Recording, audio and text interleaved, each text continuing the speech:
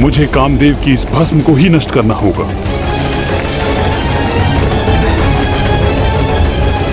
जब सब कुछ नष्ट हो जाता है तब मात्र भस्म ही शेष रह जाती है, किंतु उसे नष्ट करने का भला क्या उपाय हो सकता है?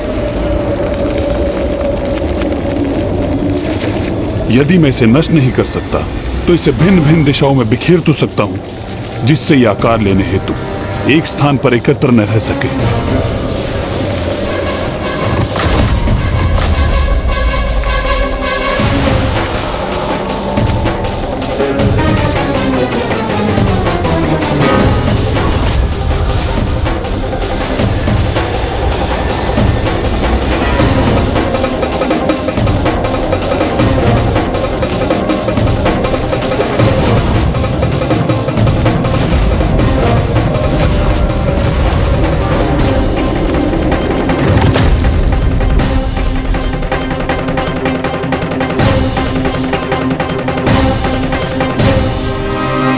इन्हीं भस्म से भंडासुर का जन्म होने वाला है और इस समय इसे रोकने के लिए मेरे पास मात्र एक ही उपाय है कि मैं इन भस्मों को यहां वहां बिखेर दूं, ताकि ये भस्म गणेश जी तक पहुंच ही ना सके।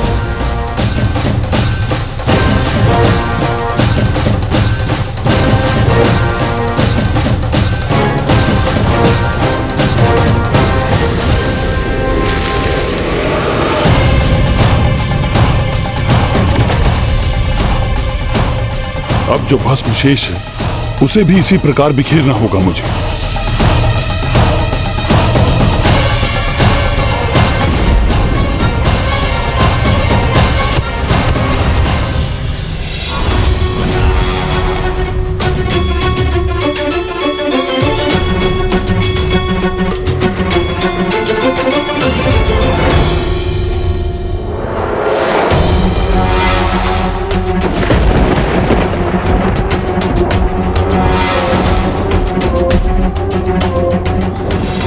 शेष भस्म वो यहां से कहां चली गई? भला कहां अदृश्य हो सकती है?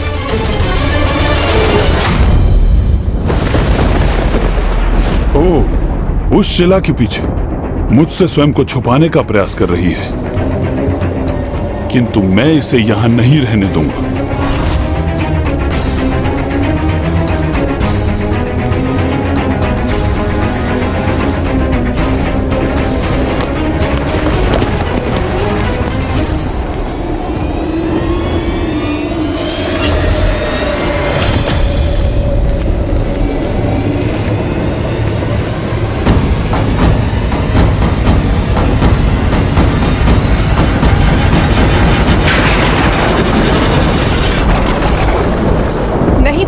ग्रीफ नहीं पुत्र है ग्रीफ।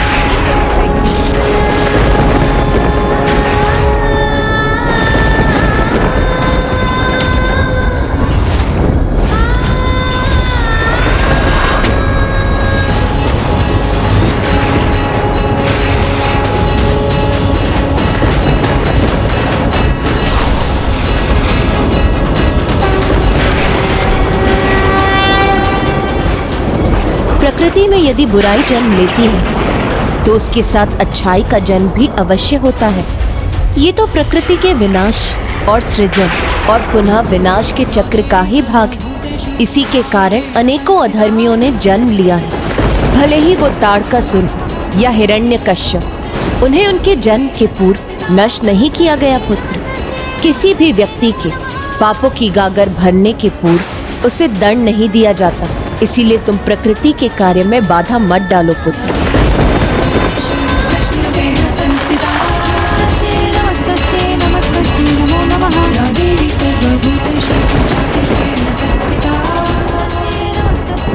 उचित है माता, मुझे क्षमा कीजिए माता। पुत्र, जो होना था वो हो चुका और नियति के अनुसार जो होना है वो भी अवश्य होकर ही रहेगा।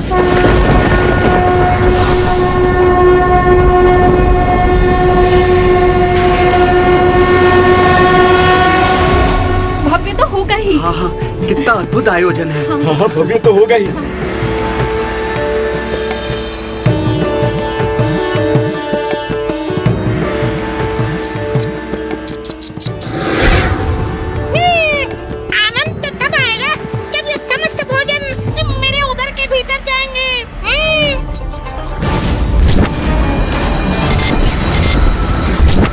मन में तो अभी तक वही प्रश्न उमड़ रहे हैं कि उन विचित्र घटनाओं के पीछे क्या कारण था। पिताश्री,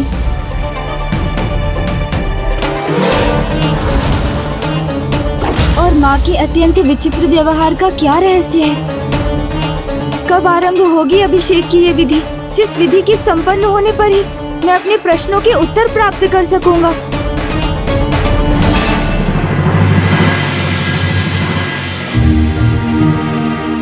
अब यहाँ प्रथम पूज्य श्री गणेश का पंचामृत अभिषेक आरंभ करना चाहिए। ये समस्त आयोजन प्रथम पूज्य श्री गणेश को बधाई और हमारी ओर से इनका आभार व्यक्त करने स्वरूप किया गया है, क्योंकि इन्होंने दशानन रावण द्वारा प्रभु महादेव के आत्मलिंग को लंका ले जाने से रोककर इस समस्त संसार पर आने वाले घोर अनिष्ट को सुरक्षित कर दिया है। ऐसा महान कार्य किया है इन्होंने। अभिषेक की ये सुंदर विधि तो गणेश जी के माता द्वारा ही आरंभ होनी चाहिए। पुत्री पार्वती,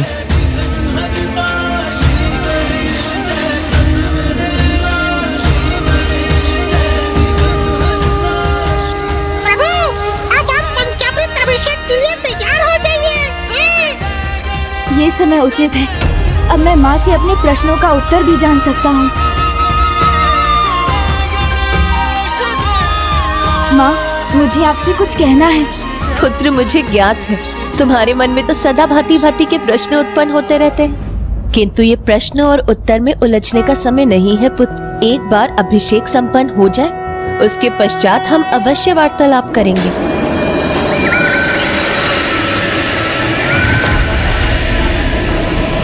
एकदन्तं महाकायं तप्तकाञ्चनं सन्निभं लंबोदरं विशालं। माँ ने तो मुझे मेरे प्रश्नों का उत्तर दिए बिना ही मुझे शांत कर दिया, स्वयं से कुछ पूछने ही नहीं दिया मुझे।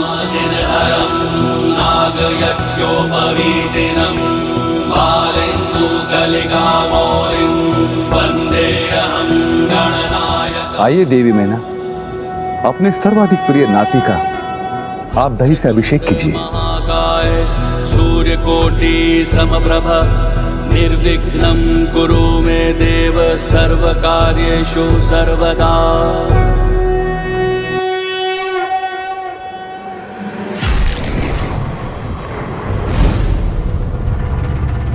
क्या हुआ पुत्र गणेश, किस विचार में हैं आप?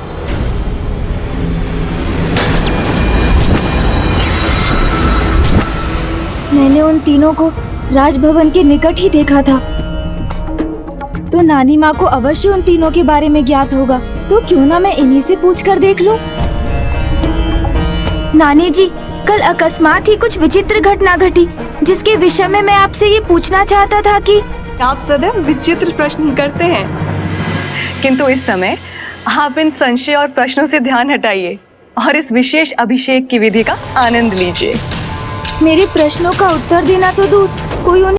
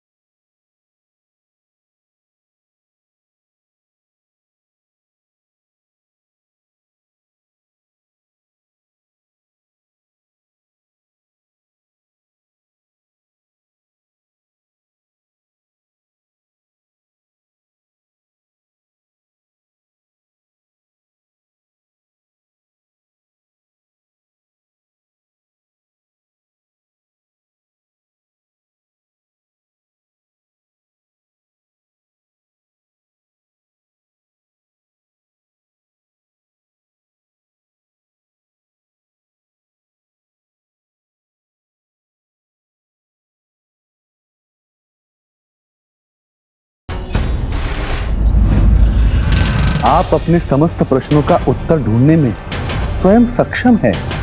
आप केवल मुझे इतना बताइए कि मैं आपको उपहार स्वरूप क्या दे सकता हूँ। किंतु नाना जी अभी तत्काल बताने की कोई आवश्यकता नहीं है। आप इस अभिषेक के उपरांत भी मुझे बता सकते हैं।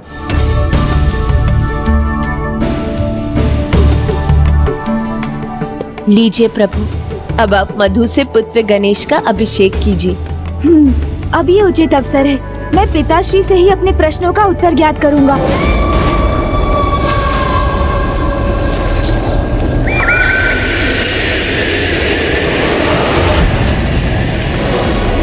पिताश्री, मुझे आपसे कुछ। पुत्र, तुम्हारे नाना जी ने और तुम्हारी नानी माँ ने अपार स्नेह से तुम्हारे इस पंचामृत अभिषेक की व्यवस्था की है, इसलिए अन्य कुछ नहीं, मात्र अपने अभिषेक का आनंद लो।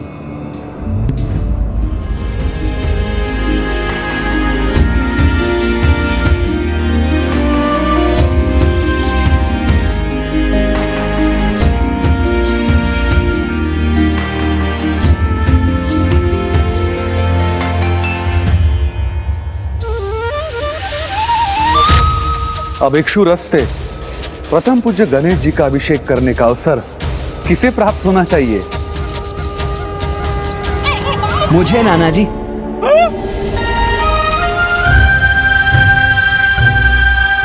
मैं करूंगा अनुज गणेश का अभिषेक। मुझे क्षमा कीजिएगा, मुझे आने में विलंब अवश्य हुआ है, किंतु मैं तो माँ की आज्ञा अनुसार अनुज गणेश के सर्वाधिक प्रिय वस्तु की व्यवस्था करने ही गया था।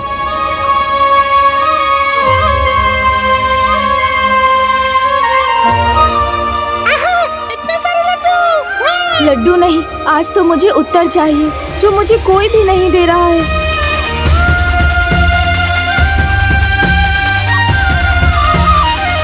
मुझे पिताश्री ने अपने वचन से बांध दिया, अन्यथा मैं भैया से ही पूछ लेता।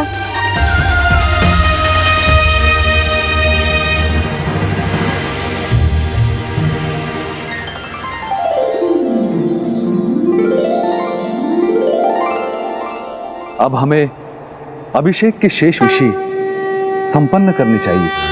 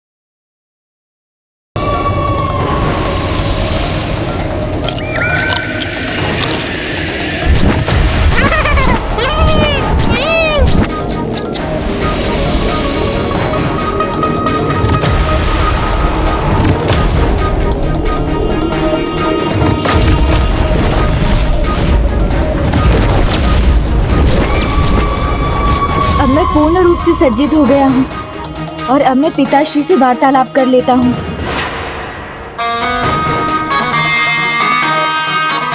मेरे अभिषेक की संपूर्ण विधि संपन्न हुई और अब मैं किसी से भी अपने प्रश्नों के उत्तर ज्ञात करने के लिए पूर्ण रूप से मुक्त हो गया हूँ।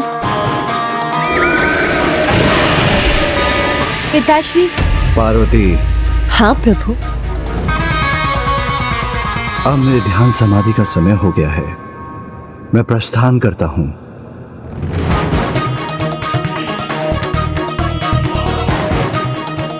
कोई बात नहीं, पिताश्री से नहीं तो मैं माँ से ही ज्ञात कर लेता हूँ।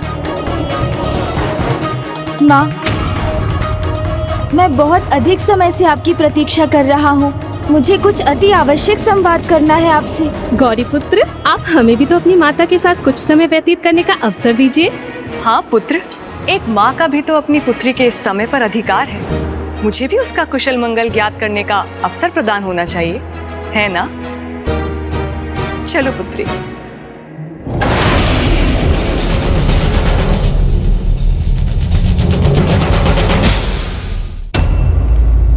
नाना जी अभी यहाँ अकेले हैं। उन्हें तो उन दृश्यों का रहस्य अवश्य ज्ञात होगा। इसके पूर्व की कोई अन्य उनके निकट पहुँचे, मैं उनसे ही ज्ञात कर लेता हूँ।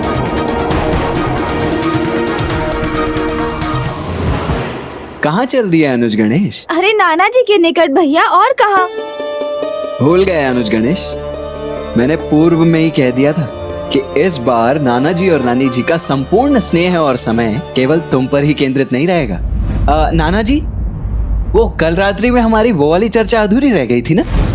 मेरे विचार से हमें उसे अब संपन्न कर लेना चाहिए।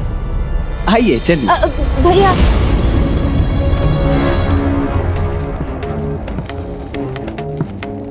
मूषक जी मेरे सखा एवं सेवक दोनों हैं, किंतु वो भी पुनः निद्रा में मग्न हो गए।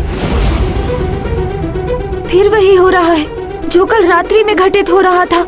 मुझे तो पूर्व में ही समझ जाना चाहिए था कि अभिषेक के उपरांत भी किसी के भी पास मेरे लिए तनिक भी समय नहीं होगा। माँ से वार्तालाप करने के लिए नानी जी हैं, पिताश्री एवं भैया से वार्तालाप करने के लिए नाना जी हैं, किंतु मेरे मन की बात समझने वाला कोई नहीं है। कोई मेरा मित्र भी तो नहीं है जिससे मैं अपने हृदय की बात कह सकता। कितना अच्छा होता जो मेरा भी कोई मित्र होता जिससे मैं अपने प्रश्न पूछ सकता। कितना एकाकी हूँ मैं। अब तो किसी आत्मीय मित्र की आवश्यकता का और भी आभास हो रहा है मुझे। कोई तो ऐसा मित्र होता मेरा जो मुझे समय देता, मेरी समस्या सुनकर उनका समाधान सुझाता। मित्र?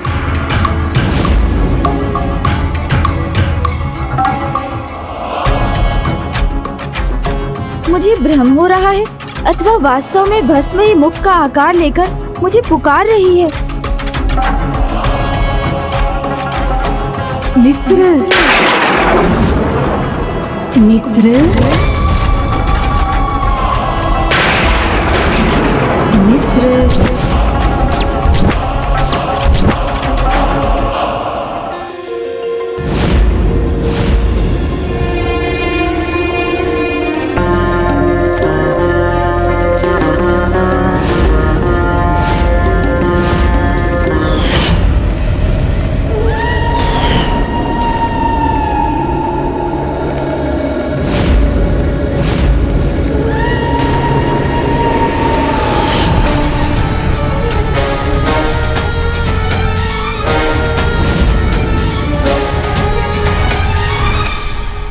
ये विचित्र भस्म अब किस दिशा में गतिशील है और क्यों?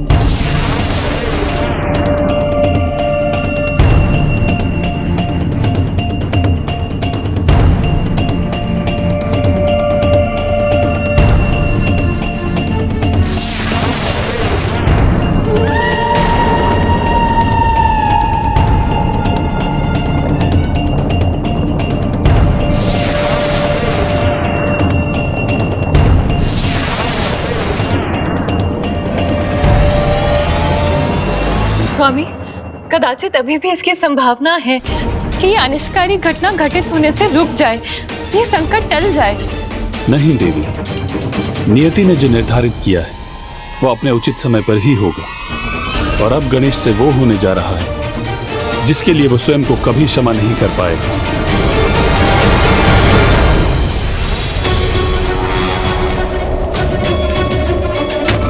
मनुष्य का फल अर्थात परिणाम पर कभी कोई अधिकार नहीं रहता। इसलिए व्यक्ति को शेष सभी कार्य विधाता पर छोड़कर मात्र उसे अच्छे कर्मों पर ही ध्यान देना चाहिए।